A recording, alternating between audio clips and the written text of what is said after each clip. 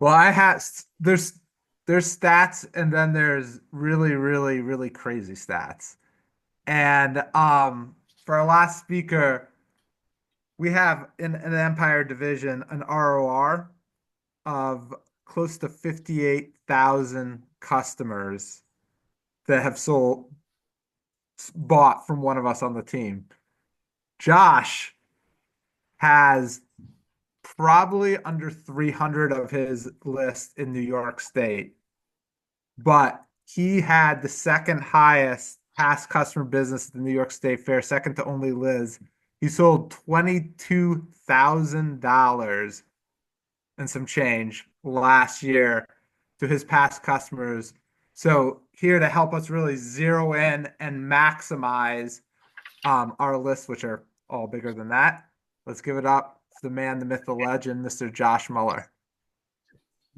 Hey everybody, can you guys hear me okay? Sweet. Thank you very much. All right, I'm just going to dive right in today. I've got a few things I want to cover with you guys today when it comes to maximizing past customer orders and past customer sales at the fairs. So, I'm going to walk through 5 different strategies here. Number one is how to strategically get past customers to the booth. If they're not showing up, you can't sell them anything, right? So we got to start with that. Second thing is selling upgrades to people who already have custom sets and people who have more than a homemaker, and how to leverage that to your advantage, because that's really a sweet spot for past customers. Number 3 is how to get people who you've shown the upgrade to multiple times to still get to the upgrade, whether it's now or down the road. The fourth thing I'm going to talk about is getting people you've seen many times to still get bigger orders. And then the last thing I want to talk about is what it takes to consistently sell packages that are not upgrades with past customers. So let's go ahead and dive right in. I'm just going to rock and roll through this stuff. I'll post some stuff here in the chat box. And then if we have time for Q&A, we'll go ahead and do that. So first thing, getting people to the booth. So you got to get people to the booth. What does it take to do that? Do the marketing, right? For your best events of the year, which are your fairs, right? In each major area that you work, go all in on the marketing. Guys, we've researched the numbers in TGP for many, many, many, many years now. We have some people in TGP on our state fair team. Keep in mind, we have about 30 people that work the fair every year. And we have some people who their whole like marketing approach is how little can I do? Right? That's kind of the view that they come at it from. Then we have other people on the team who look at it from the perspective of how much can I do? And what we have found is that the people who take that all in approach, they just say, you know what? By the way, it doesn't matter who you use, right? But they're the people who do direct mail, email, text, voice drop. They do everything they can. They do reminder emails every few days that the fair is going on. They do a reminder text, all that stuff. They are the people who get literally they get way more past customer sales, but more importantly, their profit margins are 20% higher than the people who do as little as possible, right? So there are people on the TGP team who do as little as possible with their marketing that have bigger customer lists than other people on the team who do as much as possible. The people who do as much as possible are making 20% more profit with their past customers than the people who do as little as possible. So it's just one of those things where like the math shows that if you go all in, you are going to sell more. Right now, it takes years to build that momentum and build that snowball up over time. And I don't care who you use. I mean, obviously, I believe Vast Action does a great job, and most people do use them. But this is not me pitching Vast Action and trying to get you to buy stuff from Vast Action, right? I'm just trying to get you to get as much past customer sales and as much profit as you possibly can from your fairs. So I look at it like this. When I invest in marketing with my customers, it's like putting extra chips on the table.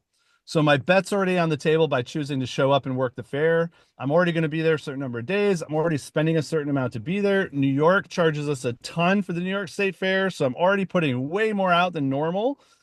I might as well put the side bet on that is going to have the biggest chance of payoff. And the biggest chance of payoff comes with the people I already have a relationship with, the people I've already been serving really well, and the people who are already really loyal to me.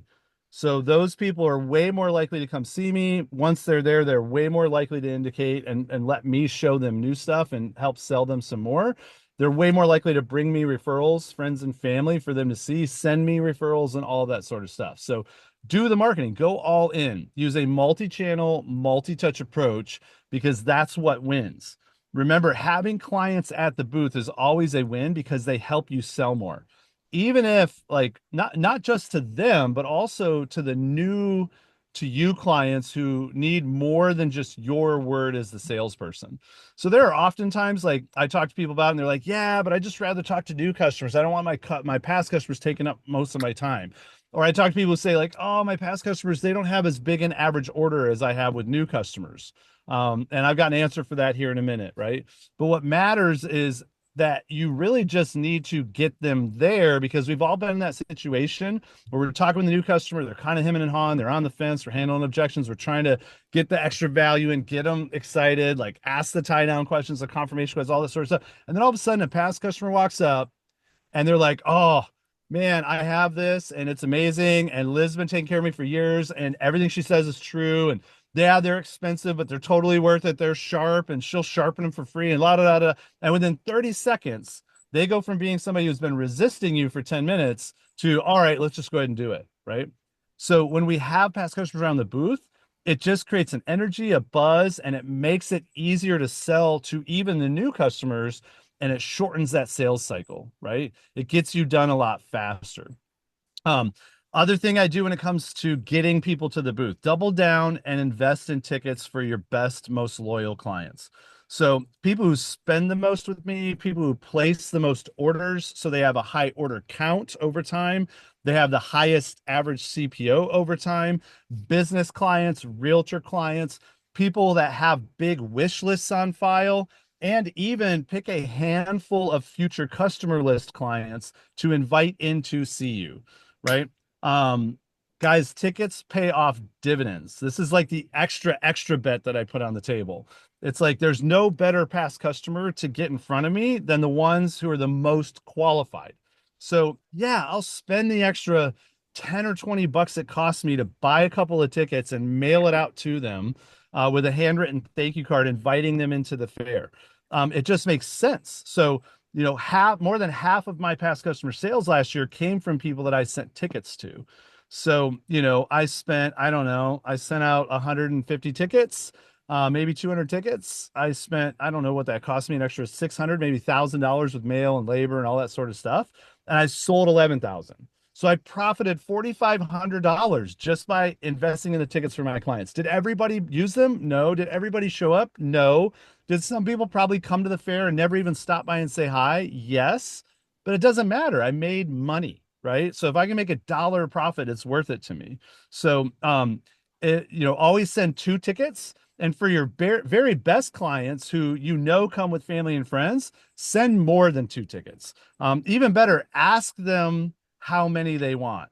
I learned that from Calvin a couple years ago. Calvin has one client at State Fair, Texas. He sends 10 tickets to every year because the guy shows up every year. He buys big every year. He brings friends and family every year, and he's got a huge family. So, and Calvin's like, "Yeah, that guy's totally worth investing, $150 into to send him 10 tickets and bring him to the fair." Right. So always send two though. Don't be stingy. We've had people literally come up and be like, "Yeah, I got one ticket, but they didn't send me one for my spouse." And that would just kind of felt weird, right? So don't be stingy. Instead, ask yourself, how much can I do instead of how little can I do? Also, if you're the type who likes to be on top of stuff and, in advance and have your plans done in advance and all that sort of stuff, do what I do, which is promote tickets early. So I usually send out a promotion in June, ask or May or June, asking people if they want to come to the fair, because if they do, I would love to bless them with a couple of tickets on me. And people who like what I have found over the years is that they're way more likely to show up if they claim them first. Plus, you'll be spending more effectively and more responsibly because you won't just be guessing who's going to use the tickets. You'll actually get people saying, "Yeah, I would love that. That's awesome," right? It creates some extra touches, it creates some extra love and appreciation, and they're way more likely to follow through and actually redeem those tickets that you spent the money on already. So if you're not on top of your stuff and you're always running by the seat of your pants, doing things last minute, then just buy tickets and send them out. Don't wait, hoping, like thinking, like, "Oh yeah, I'll invite people so I save some money," and then not send tickets at all because you never got around to it or you waited till the last minute. It'd be better to do something than nothing, right? Third thing with getting them to the booth, be smart with your marketing promotions. So don't promote specific specials in your marketing. So in my emails, my texts, my direct mail, everything I promote is the same across the board because I want congruence, I want consistency, right? But I don't promote specific specials. I promote there will be specials, but I keep it vague and I keep it as general as possible because I don't want people self-qualifying themselves out, right? I don't want to promote like spend over this much and save this percentage because I don't want people going, oh, well, I don't plan on spending that much. So guess that the special doesn't apply to me. So I might as well not stop by. Right. I don't want to promote like a buy three, get one free special because I don't want people going, oh, I don't need three pieces. So guess I won't stop by because the special doesn't apply to me.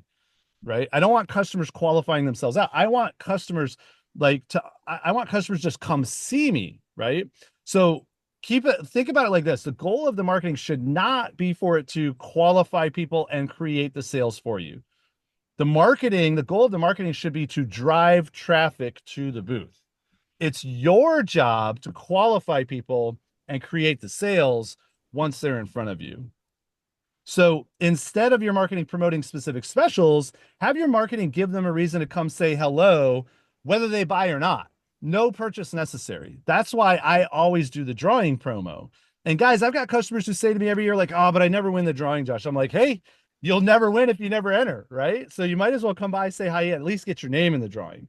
And it's so funny. I had a lady come by last year giving me a bunch of crap at the fair because she decided 6 months after she was using her ultimate that instead of classic, she really wanted white. And she's like busting my ass about like, you should just trade me out the set, give me a brand new white set. I shouldn't, la da da da. I'm like, but you've been using it for 6 months. Like, it doesn't look like new anymore. It's definitely not new anymore. Like, we don't just do that, right? I would love to help you with that, but you should have let me know much sooner. She's like, well, I didn't know you had white. I'm like, I literally sent you pictures of white. So she's busting my ass, like post fair, all that sort of stuff. Like every time I send out my holiday sale promo, this, that, whatever, she's like, I want white. I want white. You should help me get white. You should help me get white. Well, anyways, long story short, I did my drawing at the end of the year for the state fairs. She actually won the $250 drawing that I did for the state fair of Texas.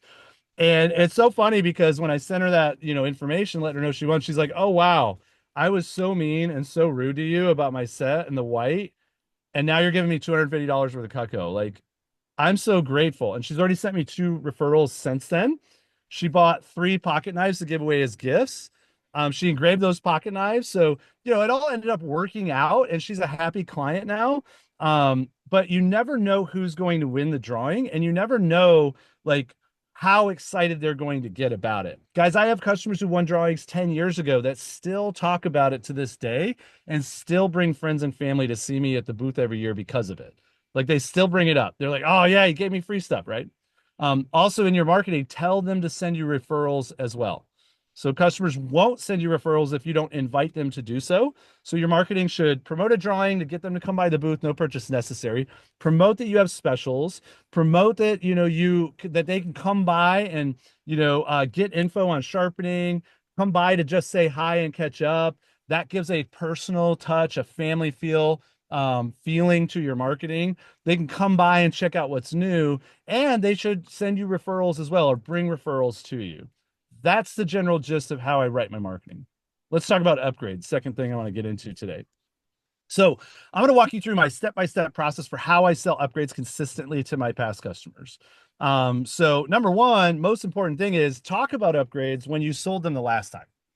Right? It should just always be part of your script, always part of your vernacular. Even Luciano talked about it when dropping down from the ultimate. The goal should be that everybody eventually ends up with an ultimate, right? But most people might want it, but not actually be ready to buy it or in a position to buy it today. So we drop down, right? But even people who start with pieces, just because they started with pieces and said they would never use a whole set doesn't mean that once they have Cutco, they fall in love with it and they see how amazing it is. It doesn't mean that those same people won't eventually be interested in upgrading to a set, right? So number one, just be promoting it to everybody all the time. It doesn't matter if I drop all the way down to a trimmer or if I'm talking to a lady who walked up and said, all I need is paring knives. I'm always promoting the build a set program and the upgrade program and talking about how once people fall in love with their Cutco, they eventually come back and buy more. And when they do, we can leverage our upgrade program and our build a set program to help them do that at the pace that's most comfortable for them and help them get the ideal customized set for them. Right. So that's the first thing. Talk about upgrades regularly. Second thing, once they show up, get into rapport with people. So I love the drawing ticket because the first thing I'm able to do when somebody walks up and is like, "Hey Josh," is I'm able to give them value right out the gates before I've asked for anything, before I've even talked about anything. Oh, hey, let's get you in the drawing really quick. And when people fill out that drawing card, they feel like, wow, I just got value and it didn't cost me anything. Right. So get into rapport, get them to fill out the drawing ticket, ask questions about them. How are they doing? How's their year been? What's new with them and their family? Have fun with your customers and high five your customers. Hey, how are you liking the new stuff? Oh my God, we love it. High five. That's amazing. I'm so happy to hear you guys are enjoying it as I knew you would, right? Or as I expected you would. Second thing, connect on Cutco. So I want to connect with them personally, but then I want to connect specifically on their Cutco. And there's 4 questions that I'm always asking. Or I'm sorry, 2 questions that I'm always asking and 2 things that I'm always doing with my clients right away. So 2 questions I'm always asking my past customers when they show up. How do they like what they have? Get clear on what they do have. If I don't remember and I'm unable to pull up my CRM really quick to check, I just want them to show me, hey, remind me, what do you guys have? Do you have a set here? Do you just have some pieces? Cool. Have we already done the upgrade program for you yet? No? Okay. How are you liking what you guys have so far? How are you liking the new stuff you got the last time that I saw you? I want them answering these questions because it pulls to the front of their mind what they love about their Cutco. And it reminds them that I've always done a good job for them in the past and that they enjoy everything that they've chosen to buy from me or that I've sold them. Right. And those are 2 things that it gets them in a positive frame of mind. It lowers walls, it opens trust, and psychologically just puts them in the place that you want them to be in. Also, have the boards on display or lay out the sets for life brochure and ask them what's familiar. So when I'm like, hey, remind me really quick, what do you guys have here? And I'll lay out the sets for life brochure because I keep one board on my table and it's just the board that has everything in the ultimate or everything that doesn't come in the ultimate. So then I lay out my sets for life brochure next to that board. And then everything from the paring knife all the way down to the end of my board is all the knives that we make. And I'll use like a dry erase marker on my sets for life brochure because it's laminated to check off all the things that they have. That tells me where they're at and it gets them engaging with me, right? So mark what they have so it's easy to see what they don't have.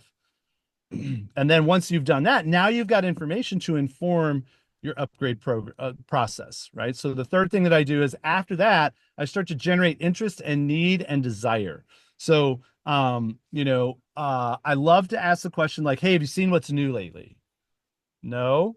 Okay, cool. Now, at this point, usually I'm logged into their CRM, unless it's a crazy busy day and the networks are all jammed up. But the goal is to be in their CRM and see when the last time they purchased was.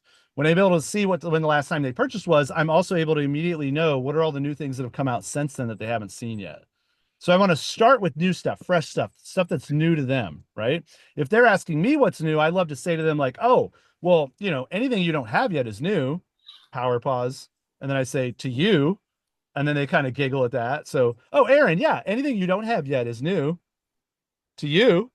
And I give them a big smile. And then they kind of giggle and they laugh. And I go, no, but really, like, let me show you what's new since last time I saw you. Right. So that's how I like to ask that or answer that question to them. But ultimately, I want to know, like, what do they have? So do they have more than a homemaker? Do they have a custom homemaker? Do they have a 5-piece special?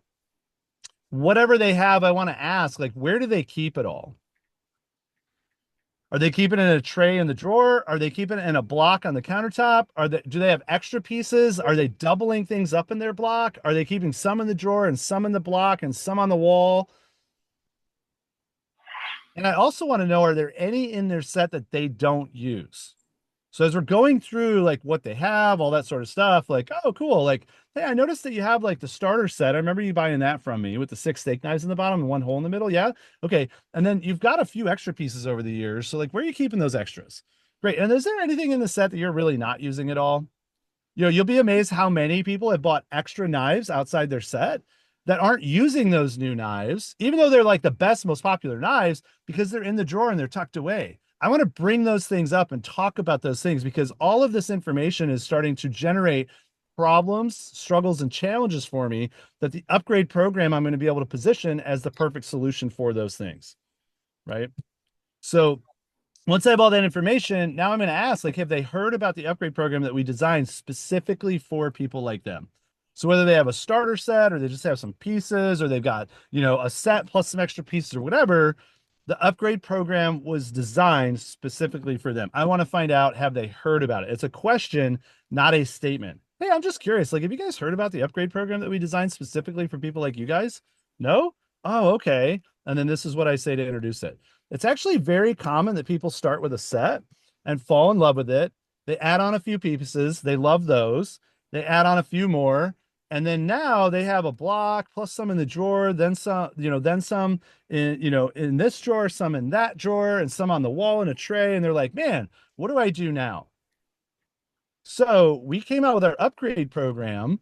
We came out with this program where you can just get it all in one spot again and basically buy back all that space and stop chasing the knives around the kitchen. Plus, we find people use more of the knives more often when it's all in one spot. Can I take a quick minute just to show you how this works? So, whatever they have, if they've got extra pieces, even if they just have a block set with no extra pieces, I'm painting the vision. Once I've gotten them excited about a couple new pieces and they're kind of like interested, now I've got them excited about, like, I want to sell the idea of like, hey, we can get you a couple extra pieces, then you're just gonna have these extras. And what ends up happening for most people is this, da da da da da da da, right?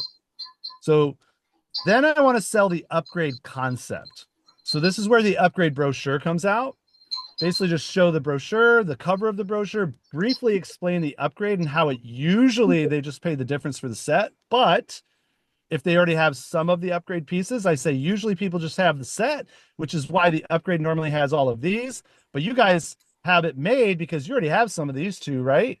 Yeah. Okay. So what we do is we credit you for those. So your upgrade is going to be even less than what most people pay because you already have some of these extra pieces, right? So price positioning is basically price expectations. I'm not really even price positioning right now. I'm just creating expectations around price before I show the price.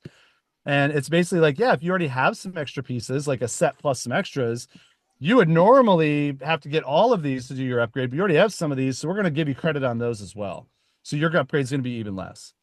If they have a custom set, hey, usually the upgrade comes with these right here, but since you customize your set, you already have some of those, we can customize it for you and take out the ones you have and put in the ones that you don't have yet that you'll use even more.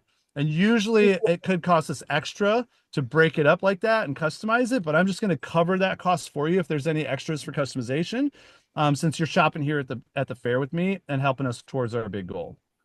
So just notice how, like, with the expectations, it's all about helping them get more value from the upgrade program than just what somebody who walks up needing an upgrade would normally get because they're a past customer, because they're preferred customer, because they customized, because they have extras, or because they're looking at extras and we want to help them avoid the challenges and struggles that most people who buy extras end up going through. Okay. So third thing I want to talk about is how to get people you've shown the upgrade to multiple times to still get there, whether it's now or someday down the road. Okay. And the big tip on that is you got to be open to selling less. You got to be open to selling less.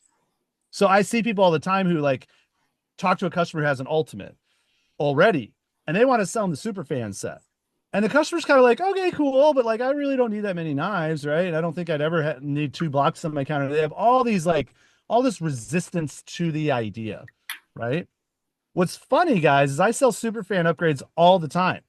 And most of my super fan upgrades have been to people who I pitched an upgrade to many times, but they always got pieces. And then eventually I caught them on the right day at the right time because, eventually, okay, so they've built it out to where they have a bunch of extra pieces. They've maybe got a signature block, something like that. And I'm like, hey, listen. And I show them the super fan. I'm like, hey, you know how you have this problem? And, some in the drawer, some of that. You're not really using some of these. And you got and you're kind of, all this stuff. And they're like, yeah. And I'm like, well, that's why most of my customers they just rip the Band-Aid off and just one and done it. So you can just be confident that you have all the knives Cutco has and you already have a place to put them all. So can I just show you how this works? And even though I've talked to them about the upgrade 5 times, they've always shot me down, just bought pieces and all that sort of stuff. Now all of a sudden, bam, they're like, you know what? I do have that problem. And so let's go ahead and do it. Right. And next thing you know, it's two, three, $4,000 order, just like that. And the reason is because I allowed myself to continue to be open to selling them less if they're not sold on the upgrade yet. Right. So show an upgrade. And even for somebody who's interested in the upgrade or shoots it down completely, always be talking about it, but also be willing to sell them smaller stuff. I'm happy to sell someone who has a homemaker or a signature a 5-piece special in a tray. I'm happy to sell them 2 or 3 extra knives. I'm happy to sell them a precision set or some extra paring knives. I'm happy to sell them the new veggie knives because I know I'm looking at that sale going, they're gonna have this extra knife in the drawer. The next time I see them, they have no clue what's about to happen. Right. And I'm like, because the next time I see them, I'll be like, hey, how you liking that knife? And they're gonna be like, oh my God, I love it. I'm gonna be like, cool, what'd you do with it? Oh, it's in the drawer. Oh my God, we gotta fix that problem. Right. Or they're gonna be like, oh, I do like it, but I never use it. Oh, really? Why not? Because it's in the drawer. I never think about it. Oh my gosh, we got to solve that problem. Right. And then next thing you know, the upgrade is the perfect solution. So, and then they're way more open to it because we're not just pitching them something we want to sell, but we're helping them solve a problem. So here's what I'll say to those people. Hey, here's the deal, Liz. I know we keep doing a few pieces here and there. And if you want to always buy pieces, if you always want to do it the way, that's totally cool with me and Cutco. It's just the more expensive way to do it. So if you want to save yourself the most and just get the knives checked off the list, then I can help you do it. And don't worry, I'm sure we'll still have new things for you to get in the future too, because we're always coming out with new products based on feedback from our clients about what they want. Guys, the whole concept here is to play for decades, not days. So choose to play for decades, not just days. And here's what I love about this. We always get that. Like, have you guys ever had a customer who's like, oh, I don't want to buy the upgrade. I don't want to buy the concept that you're selling me of like one and done, have all the knives, never have to buy knives again. Because then what am I going to buy from you next year? So it's almost like they use like, what am I going to buy from you next time? Or I won't have anything else to buy from you as the excuse for the justification for them to keep buying 1 or 2 pieces from you every year. And I just tell people like my response to that is, hey, I really appreciate that, Liz, but here's the deal. We come out with new products all the time. So you can buy the upgrade and then you'll still have more to buy. Like I will literally tell people like, oh, don't worry. I will find something for you to buy, Aaron. And then they laugh at that, just like Liz just cracked up. And then I'm like, and they kind of go, oh, I guess you're right. Okay, let's just go ahead and do it. So, or they go, oh, I guess, yeah, you're right. We always do come out with new products. And I go, yeah. So, and then I might have to ask a couple questions. So, confirmation questions. Hey, so I'm just curious, if you did have this, would you use it? Yeah, of course we would use it. We customized it. Right, exactly. And if we really wanted, when we think about the money side of it, is that something that we'd be comfortable with? Or does that feel like we'd just be pushing the envelope a little bit too much? And then their real objection comes out, which if there is an objection, when they say something like that, it's usually because it's a money objection. It's like, okay, cool. Drop down to a builder upgrade, right? Drop down to a companion set, drop down to a 5-piece in a tray. Be willing to drop down to something smaller. And more importantly, be willing to sell them on the idea that, hey, just because you're not doing the whole thing all at once right now, this is still good for you because later when you are ready to do the rest, you'll already have these pieces, which means you'll already get credit for those off the price of your upgrade. So you'll just be paying the difference to finish the set later. I tell them all the time, yeah, most of my customers don't buy the upgrade all at once when there's an objection, by the way. Yeah, many of my customers, they want the upgrade, but they don't do it all at once. And that's why we have where you can do it in 2 shots, you can do it in 3 shots, you can even do it in 4 shots if you want to. Right. I just let them know that there's options. And that requires you guys opening your eyes or opening your mind into what qualifies as an upgrade. Guys, going from 3 pieces to a galley or a homemaker is an upgrade. Going from a galley set to a signature set is an upgrade. Going from a galley to a homemaker is an upgrade, right? In my mind, I see any type of bigger block with more knives as an upgrade. So when you open yourselves to this, just like many years ago, the kitchen used to be like an ultimate 12 place settings of flatware, a legacy cookware set, and an accessory package. That was all it was, right? And it wasn't until most people start opening their eyes to, or their mindset to what qualifies as an upgrade or as a kitchen, that we started selling a lot more kitchens company wide, right? When people started going, any combination of accessories, flatware, cookware, knives is a kitchen. So I could sell a 5-piece special with 3 pieces of cookware, 4 place settings of flatware, and the gadget pack, and I just sold myself a mini kitchen, right? And now all of a sudden people are like fired up about promoting the kitchens. I'm finding all the ways they can sell kitchens, right? All right, let's talk about the fourth thing. So the fourth thing, how do you sell people who have shown up and or bought so many times you're not sure what to sell them now, right? We've all got those customers, right? The lady who comes by every year to buy 2 or 3 pieces, and she's like, "Don't show me any more knives. I got plenty of knives. I don't need any more knives, Josh. No more knives. No more knives. No more knives. I like the knives. The knives are great, but no more knives." Right? Well, okay, cool. Remember, guys, that there's always more to sell them, even if they already have a kitchen. So Luciano's biggest challenge that he has for all these people that he sells kitchens to is getting those people to come back to see what's new and at least just have a conversation with him, right? Because then Luciano can open the door to gift ideas and business gifts and all the other things they don't have yet that were not part of their kitchen, because we've come out with new products every year since they bought that kitchen from him, right? So remember that there's always more to sell them. My general belief is the more they've spent over the years, the more opportunity there actually is. And that's counterintuitive. Most people think like, oh, the more they bought from me, the less there is for me to sell them. I think about it as, my mindset is no, no. People who have kitchens are also usually people who have second homes. So have we explored that yet with them? People who have ultimates are also usually people who cook and entertain and barbecue and grill a lot. Have we explored the superfan set with them yet? People who have everything they want. I have everything I want, Josh. And it's already a lot. Usually also have bigger families, and gift shopping is difficult and takes a lot of time. So have we explored the topic of gifts yet with them? And by the way, I explore all of these topics with all of my clients because you never know who it's going to be, right? Why do I send tickets to people who only bought 1 or 2 knives from me last year, but have a wish list on file? Why do I send tickets to the lady that I demoed last year, but she didn't buy because the timing wasn't right? It's because it only takes one of those customers to come in and buy their set, and everything's paid for. Most people go, I'm only going to send tickets to people who bought an ultimate from me or more. I'm only going to send tickets to people who spent 2,000, 3,000 CPO with me or more. I look at it and I go, who are my best qualified candidates? Those are the people I'm sending marketing to. And then the best of those people are the ones I'm sending tickets to as well. Guys, I've had so many people show up with a postcard, and they met me at a show 10 years ago and I demoed them. And they were like, we told you when we were ready, we would come back and get this. And you said you would stay in touch with us, and you did. And so we're back because we're ready. I'm like, wow, Aaron, that was 10 years ago. They're like, I know. I'm like, holy crap, thanks for coming. Thanks for remembering me. That's awesome. Most people would exclude those people from marketing. I look at it and go, no, I'm not excluding anybody because you never know who it would be.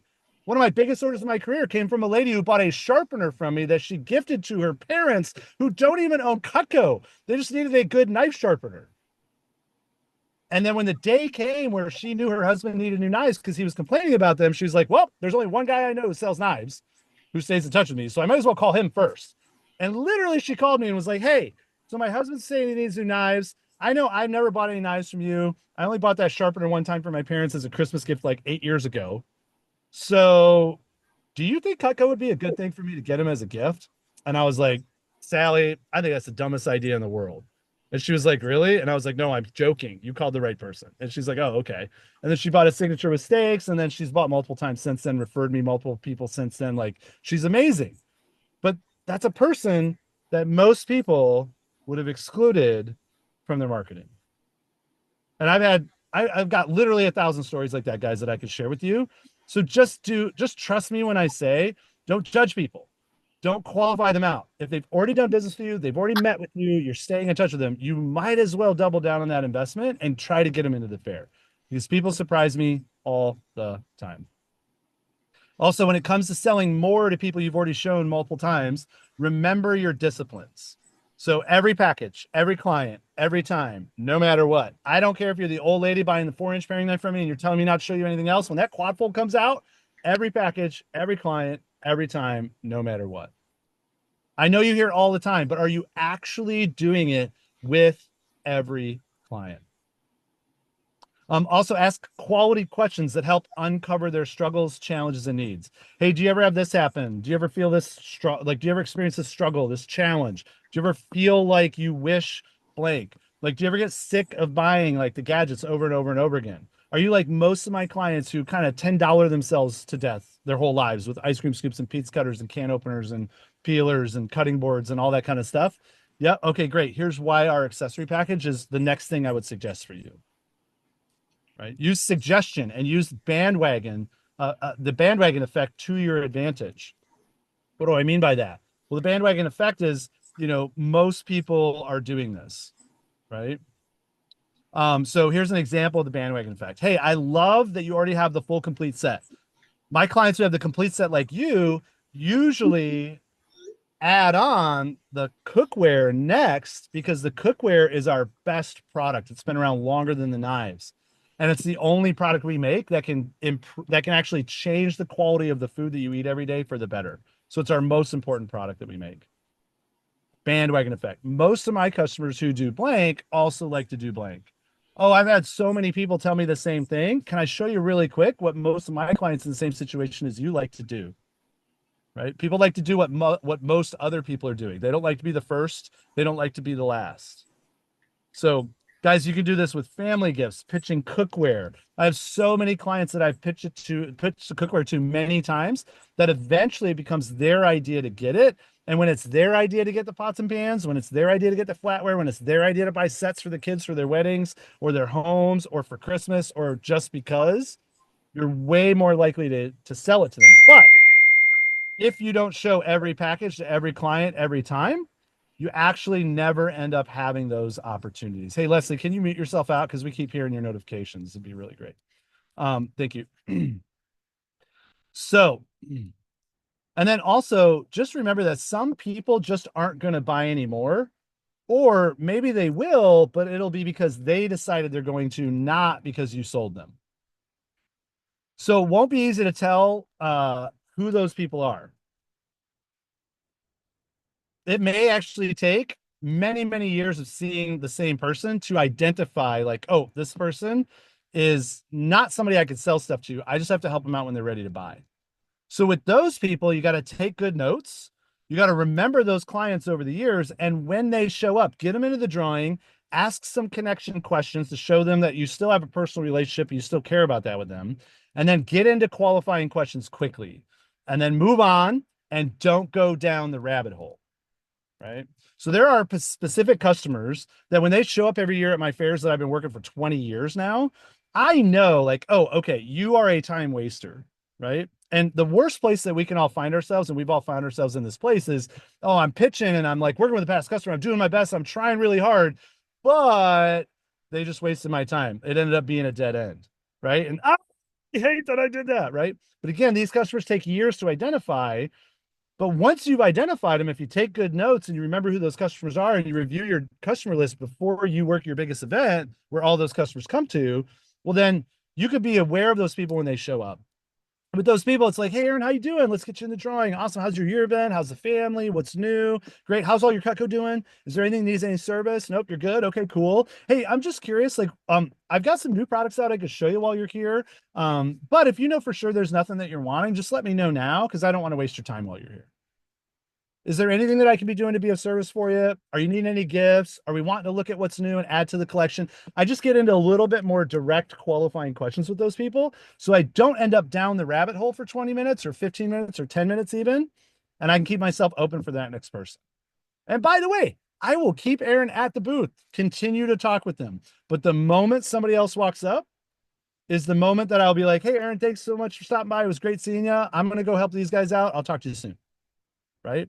And guys, it just takes good communication with your booth mates so that your booth mates don't assume that you're taking a turn right now.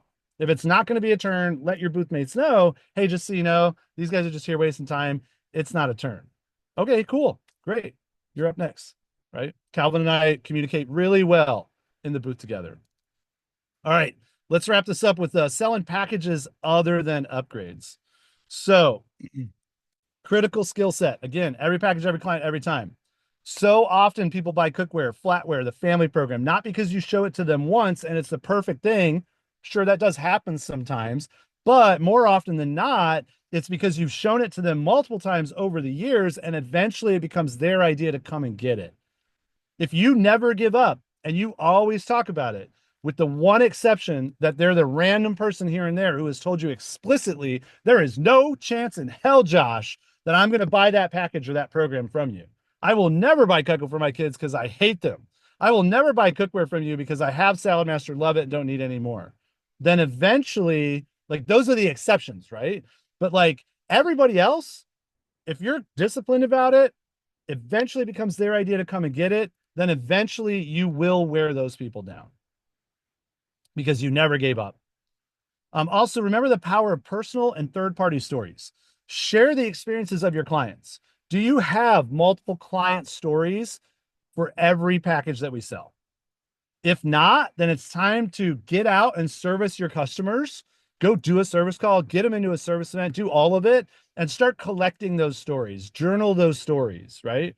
I have multiple stories for multiple clients on each thing.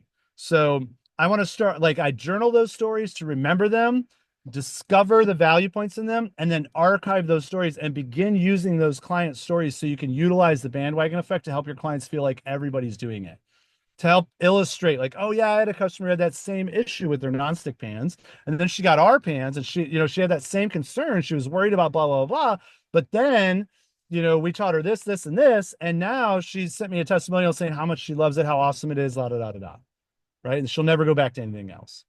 So you want to have third-party stories that make everything relatable when it comes to handling the objections, talking about concerns, struggles, and challenges your customers have on all of the different packages.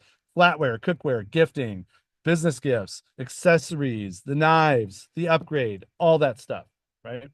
I have so many customers like, well, I don't want a bigger block on my counter, Josh. I'm like, yeah, I understand. But just so you know, like what most of my clients really love, who've said the same thing, is once they get the block in, even though it looks really big, because they're really good at cramming a lot of stuff into a small space. Notice how I'm calling the ultimate block small in that moment. So, because like Cutco's really good at designing this, so they can cram a lot of stuff into a really small space. And I just hold up a sheet of paper. The block actually, the footprint on this block is the same size as a sheet of paper. And it's so funny how often I hold that paper up and they look at it and they go, oh. And I'm like, yeah, and I lay it flat. Anywhere you can fit a sheet of paper on your counter, this block will fit. And they're like, huh, okay, cool. Or they're like, I don't want another block on the counter. So then I'm like, great. And I show them pictures of the super fan set back to back. Right. Just like that. And last couple things I'll share: be confident and enthusiastic about the one and done, peace of mind, concierge service, forever guarantee, world-class quality, never have to buy it again, no more hoping this is the last time only to find out it's not, American made, American jobs, American manufacturing, all those types of philosophies and value pieces, guys.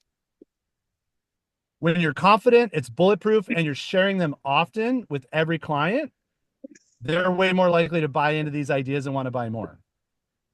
Paint the vision of having the perfect collection for them, helping them build their collection at the pace that makes the most sense for them. Have fun. Don't take the job too seriously. Thank them for their time, for their loyalty, and for their continued support. And the last thing I'll share with you guys is share your goals. Your past customers will buy more from you if you're consistently sharing your goals with them because they have that relationship and they want to be part of something bigger than themselves. And they understand how amazing Cutco is and how much benefit they get from it long term. So when you share your goals, they're way more likely to be into what you're showing them. That's what I got for you guys. Thank you, Josh. That was awesome. Uh, Real quick, one, two questions. I have one, but it's a long one. So, uh, any quick questions for Josh, or I'll do my long one. Okay, Josh, and as condensed as possible. If it's not possible, we can just say it for the retreat. How do you use the pulling up the CRM at the booth? Do you, Yeah, great question. It's very easy, actually. It's a very simple question. I just in my Safari app on my phone, I just have one page that's always dedicated to the CRM right here, right? And it's just always open to the login page. So it's always open to login page. I have my password saved, so all I have to do is like click the button and then it logs me in.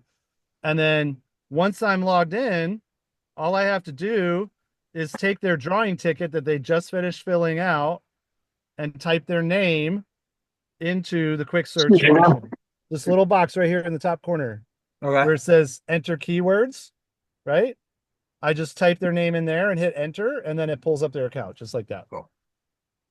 Awesome. I appreciate that because that's great. I mean, to be able to do that without that is just not. Hey, Ian, can you mute yourself out, buddy? You're distracting the call, buddy. Thank you so much. Go ahead, Aaron. Cool. No, that's awesome. I think it's awesome to be able to know where they're already at and to make such a big difference. They feel like an individual and they also you know where to go. I think They're it's awesome. also really impressed, guys, when you can be like, oh, hey, by the way, last time we talked, you were going on a trip to Hawaii. And they're like, how the hell do you remember this stuff? I'm like, I take good notes. And they're like, that's so cool that you do that. It's so cool that you care about me enough that you would be willing to do that. Oh, and then even bring it up and talk about it. Yeah, it's awesome. Very cool. Any other questions for Josh?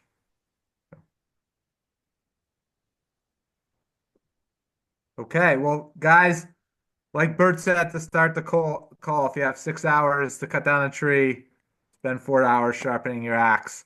Stuff was awesome, but listening to once helps.